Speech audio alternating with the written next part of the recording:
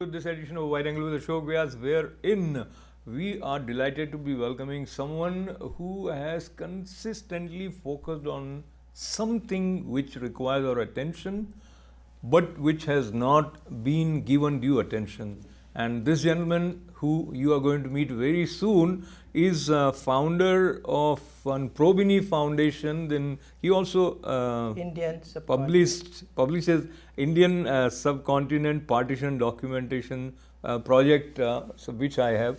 But before I bring him to you, I'll mention quickly that he also wrote a book which brought him to our studio earlier. That was Memoirs of Homeland Refugees of 1947 Bengal Partition in India. And now I am delighted to be presenting this book for you today, which is Mukti Free to be Born Again. And distinguished service professor with CUNY, that is Sachi G. Dastidar, is with me today. Namaste and welcome. Namaskar. So while I welcome you, I feel a sense of joy, and I also see one Bengali book written in Bangla. Sure. And this is, what is it called? It's called Ei Bangla, Oi Bangla. This means this Bengal, that Bengal. So only after I started visiting my homeland, Bangladesh, my parents were refugees. So that's when I started. I did it in early 80s with my little kids and my wife. And so I saw the contradiction. People who are minority Hindus, how they are barely surviving. On the other hand, there are secular Muslims who are trying to protect them. Yet, the Indian states of West Bengal and Tripura, which are run by refugees who are originally who fled their homeland in Bangladesh, almost all the chief ministers, top ministers, yet they wouldn't protect people of their homeland, very poor, very oppressed, marginalized people, Hindus, and wouldn't even help secular Muslims in Bangladesh who are trying to protect them, to help them. And why is that? This is a very complex and very hypocritical. I myself have asked, and all of these people, including myself, we are atheists.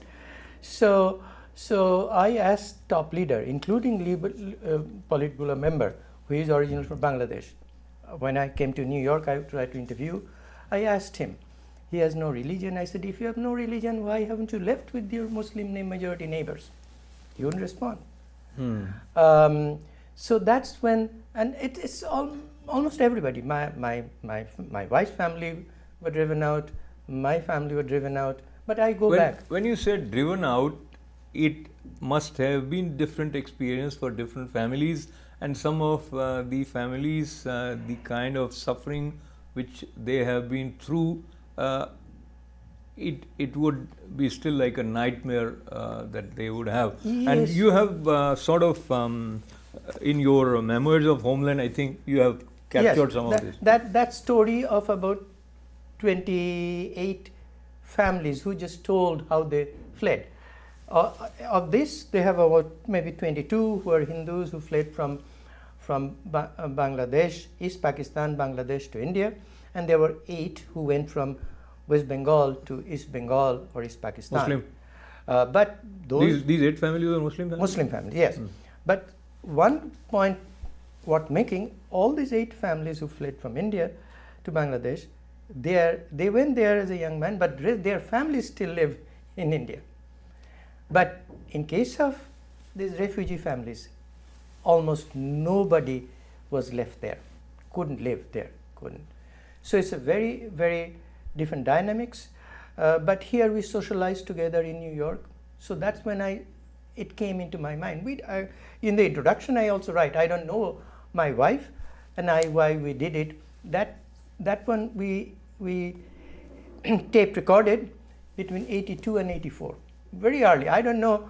This was a lot before Probini Foundation, which educates poor and orphan children in Bangladesh and Indian states of West Bengal, Assam, and Mizoram, and so a lot before Partition Documentation Project. So I know I probably might have asked you this question earlier, and sometimes I used to think that Bangladesh was formed with the help of India, and so there probably must be a sense of gratefulness in Bangladesh as a nation for India, and when I say India, then India being majority Hindus, so they would be more sort of accepting and protecting for minority Hindus in Bangladesh, but that seems to be not the case. No, there are attempts. We have a what I call in mind that pro-secular or pro-Islamist. Now we have a pro-secular regime administration of Mrs. Hasina Wajid, but I still do not know. Almost every day there is attack on Hindu minority, homes burned, deities destroyed. I just this morning there is paper in Bhorer Kagoj that how a temple property of temple of hundreds of years old is taken over by some Islamist thugs. They are protesting. Okay, so sorry to interrupt, but there were days when almost every second, third day we were getting the news that this priest in Bangladesh Hindu temple was killed there, and that has reduced, or maybe we are not getting that many news. My question to you: same thing happened after recent visit of Prime Minister Narendra Modi to Bangladesh. Right after he came back, there were massive attacks on Hindu minorities. Absolutely. Even before, in Brahmanbaria, this is the first time, at least, they're arresting those Hifazat leaders. But right before that, in Kumilla, almost same area, Brahmanbaria area, which I have visited many times, there was a huge attack on a Hindu village for no reason. And 3 Hindu temples and huge number of homes were set on fire for no reason, just for fun. Yet we protested, even I, there were people who asked for Bangladesh for help because they were practically, so I did send my personal money, tens of thousands of takas. But we here, even the secularist group here in New York had asked Bangladesh government to arrest some of those thugs. Why it doesn't happen in those times, that is a still mystery. Okay, so even if it happens, like now and then few arrests are made, but now my question, sorry to interrupt, and I'll give it back to you very quick, but this is a key question, which is what is it that triggers this kind of desire to attack and kill innocent Hindus over and over again, and that we have seen in several parts. So, So I have no clear answer, but people there tell me it is the preaching from the mosques saying how kafirs are inferior and you get blessed if you destroy deities. Supposedly it was done at the beginning. So that has, as you hear again and again in preaching, it gets into the mind. Absolutely. Even so here, brainwashes. Yeah. So here is another question. This is not a rocket science. What you just said, anybody with common sense can sort of reach to this possibility. So intellectual seculars, whether Muslims or non-Muslims, shouldn't they try to address this core root cause of recurring attacks? Of course, but tell me, when have you done that? Meaning, listen, we are watching this Palestine-Israeli war. Right. We are very sad, but Israel tried to evict, and then some families, Muslim families, and then the war started. And there is a worldwide demonstration, not just the Palestinians, but other Muslims and secularists. Tell me once that happened, that West Bengali, Bangladeshi Indians, I call them Bangladeshi Indians, the refugees, who have done once. There have been pogroms after pogroms since 1947. My book, other book, which is coming soon, I had published earlier, Empire's Last Casualty, Indian Subcontinent's Vanishing Hindu and Other Minorities, a new edition is coming. It documents from 1946 killing where Gandhiji went to stop before partition, called Noakhali killing. Then you had right of 48, 50, 52. These elites who are coming and grabbing power in West Bengal and Tripura state, or sometimes become minister in the federal government. Can you show me that they have even demonstrated once? That's when, after I visited, that's when I started to question this. because even we in the 60s, when we were very young, teenager, little, all the leftist leaders whom we liked, they asked us to go for demonstration in favor of Palestine. I don't have any problem. I never asked, because I was stupid enough to say, why don't you do it for your homeland?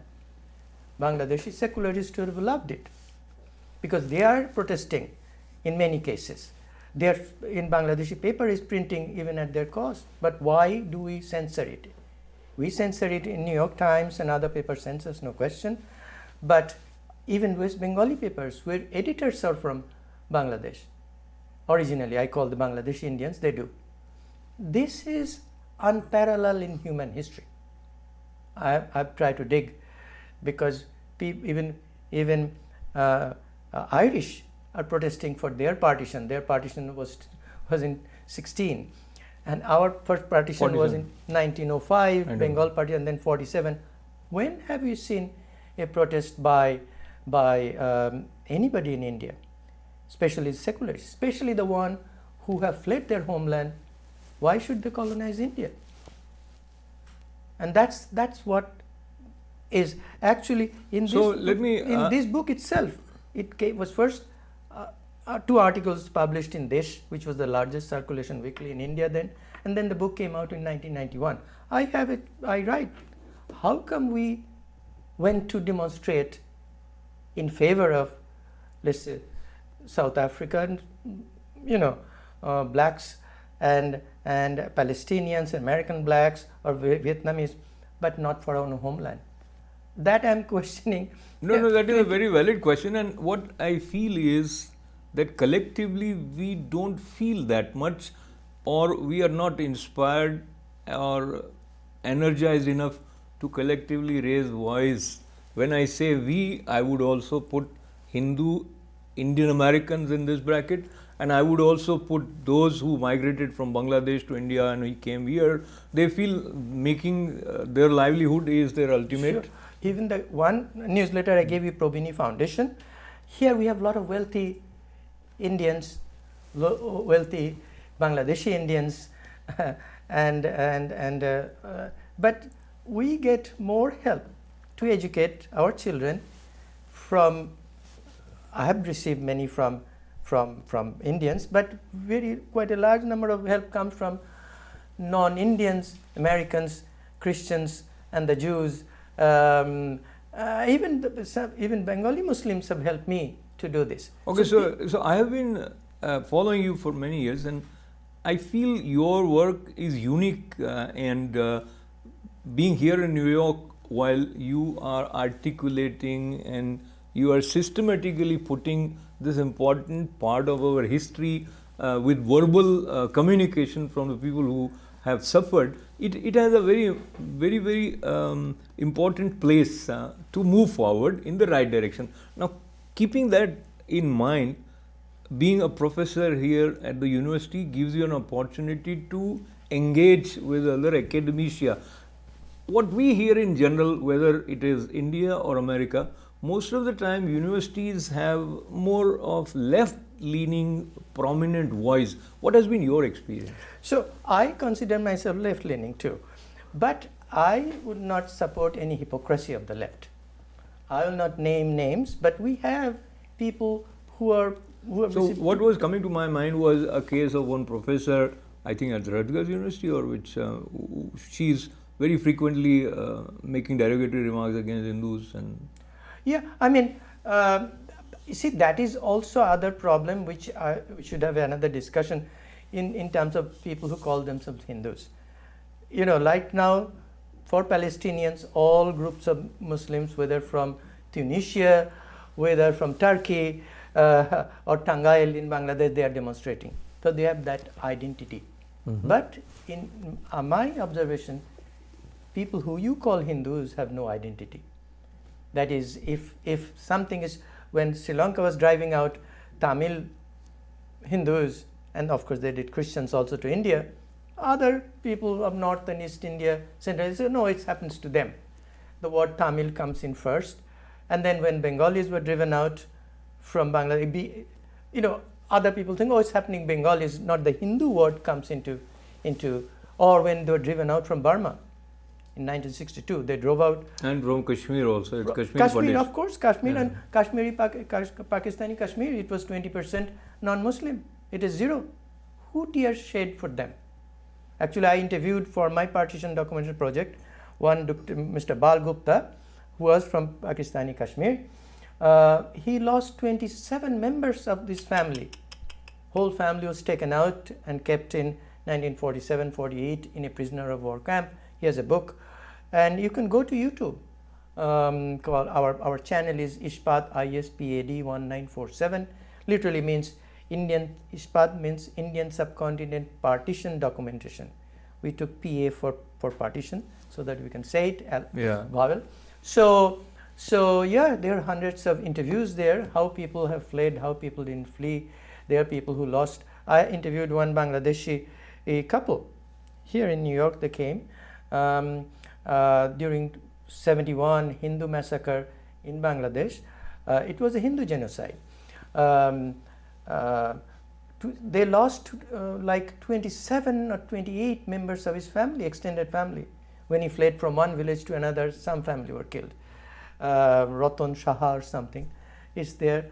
So they're huge. I have another lady we interviewed also, Durga Ghosh. She was a tiny girl.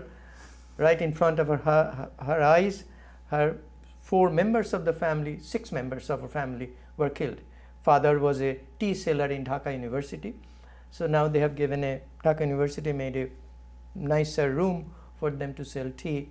But she lost all the family members except for 2 or 3. So there are hundreds and hundreds of these examples. Actually, to mention, I am very honored that Bangladesh observed 50th anniversary of independence. So they invited me to speak to one of their forums.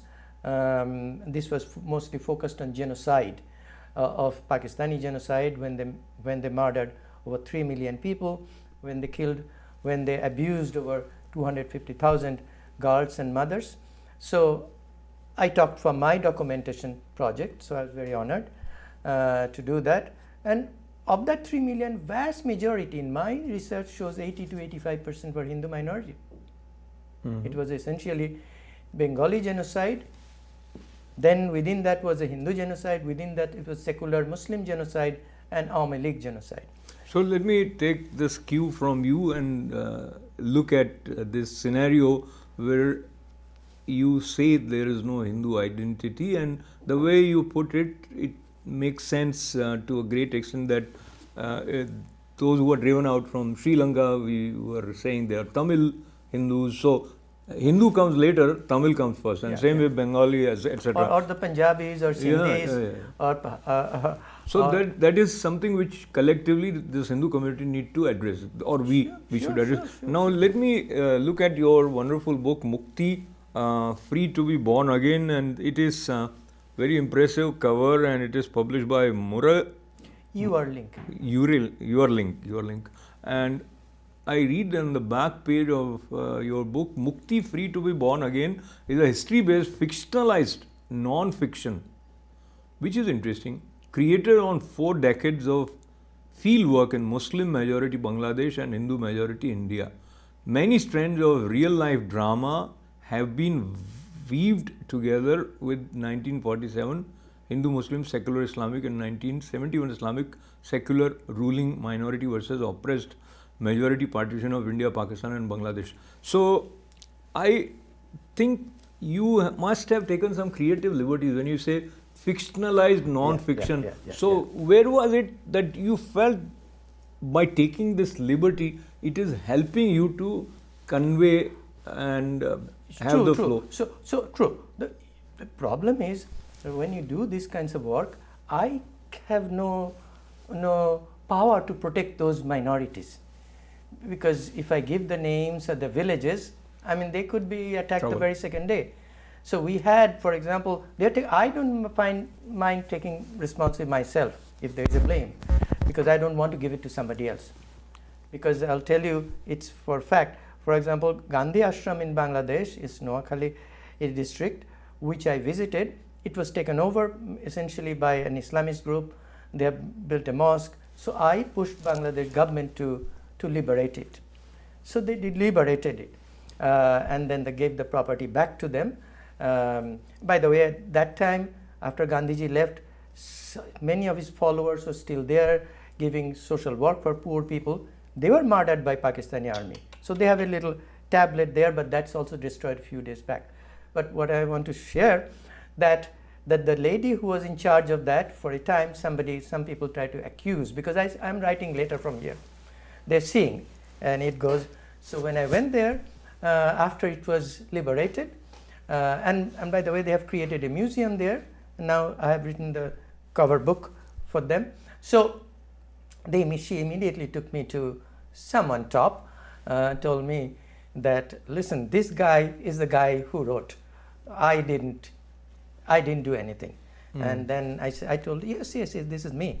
I wrote. If you have anything to accuse or tell me, please tell me now. But he was very nice. He says, no, you have done a very good job. You have liberated. So that's why I had to do fictionalized. I got you. Now I understand where you're coming from. Yeah. Because if I give the real name, I have been attacked here, threatened by death threats. I have been accused in Bengali TV program here by absolutely nonsense, nothing, as if I don't even live here. And then I have even somebody wrote in Bengali paper here that also absolutely nothing true, that I don't have even a degree, I don't do anything, Okay, so because we don't have a lot of time, I would move towards the concluding part of our conversation, and which is one, there is some inner calling which makes you do what you do, and that is rooted in your own experience as well as your sensitive connect with pains and sufferings. And so now the question is, after maybe decades of your focused work on this theme, if there was something in your mind that you wanted to accomplish this, did you move few inches in that direction? Okay, absolutely. Actually, I can brag. I have caused many, literally what I call, local people call revolutions. Can I share? No, not the two. So one of these, on the back, there is a picture here of a 110 feet tall temple called Mott in Mahilara. This was probably my first win. People came to tear it down. After 1992 pogrom, I wrote to the government many times. Bangladesh government wrote me back saying, we are going to fix your temple. So we fixed the temple, and now it is included in a book by United Nations. Beautiful. So and then we built our first building there, and with our donations, we have built now 14 schools or dormitories for the poor and orphaned in Bangladesh. And then there are so many others that has happened. Absolutely. Not only that, after it started, now see, we have second, third generation refugees. Like in Bengal, we call refugee. Now I use the term Bangladeshi Indian population who fled. Their children, grandchildren, now all over the world have developed many organizations to protect the minority, highlight their plight. I have nothing to do with it, but they have used my writings, they have used my books, and as well as Bangladeshi secularists. So I think that is incredible, and that is encouraging also. Not only I want to salute and offer my pranams to Professor Sachi Ji Dastidar, author of this wonderful book, Mukti, Free to be Born Again, and he also shared earlier in this book, Memoirs of Homeland, Refugees of 1947 Bangla Partition in India, some important aspect of our living history, which by learning through his books help us in putting things in perspective. But I would again repeat, as I congratulate you for sharing your journey as, if I would call it, a cultural activist as well as a historian, and where you leave us, some of our viewers who sometimes feel that what is going to happen. Now when they hear you, they will be energized to at least do their bit with more force. So please don't give up. I mean, there are many things. Not only I mentioned this in Mahilara, this temple that we saved. In Gandhi Ashram we mentioned. We have we have now built 12 to 15. We are finishing 15 buildings. We started by selling tea for 50 cents in one of the festivities in New York. So now it has grown so big. Not only that, there are other places. So tea selling also connects me with another memory which takes us to Prime Minister Narendra Modi. But just looking at the time constraint, I would probably will have to leave it at that. But your concluding few sentences can. Oh yes, do not give up, but do not fall trap in terms of caste, language. I do not believe in caste. It's to me, it's another form of disgrace to divide people, which British started. And but do not. Identity is fine, but identity should be at the cost of somebody else. And it doesn't have to be anti-Muslim. It doesn't have to be anti-American, whatever. But you have to be Pro-Hindu? You. Yeah, that's fine. Yeah. And as long as you help everybody. Wonderful. So, Professor Sachi, Dastidarji with me, thanking him and thanking all of you for being with us. This is Ashok Vyas. Namaste.